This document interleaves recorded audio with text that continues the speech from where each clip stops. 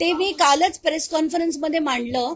ते जे एक डेप्युटी कलेक्टर आहेत त्यांच्या मुलीची आणि अशोक खरातांची जी एकत्र सातबारे आहेत त्याचं मी काल माझ्या प्रेस कॉन्फरन्समध्ये मांडलंय. पण आत्ताच्या घटनेला त्यांची इतर काही मालमत्ता किंवा आर्थिक संबंध आहेत की नाही ते सगळं मला चेक करायचंय. ते झाल्यानंतर ते देखील मी आपल्या पुढे मांडेन. मुद्दा असा आहे, काल या प्रकारे एकंदरीत या अगोदरच्या अनेक प्रकरणांमध्ये रुपाली चाकणकर सुखरूप बाहेर आल्या पडल्या होत्या किंवा वाचवण्यात आल्या होत्या. तुमच्यासारख्या सामाजिक कार्यकर्त्या मग तुम्ही असा म्हणजे सुषमा अंधारे असतील किंवा इतर लोकांनी ज्या प्रकारे दबाव आणला किंवा ज्या प्रकारे परिस्थिती मांडली आणि मुख्यमंत्र्यांनी शिष्टाई करत थेट राजीनामा मागितला, हे पूर्वी व्हायला हवं होतं. अगदी नक्कीच पूर्वी व्हायला हवं होतं. नाही, नक्कीच पूर्वी व्हायला हवं होतं. मुख्यमंत्र्यांनी यांचा राजीनामा संपदा मुंडे मॅटर नंतरच खरं घ्यायला हवा होता.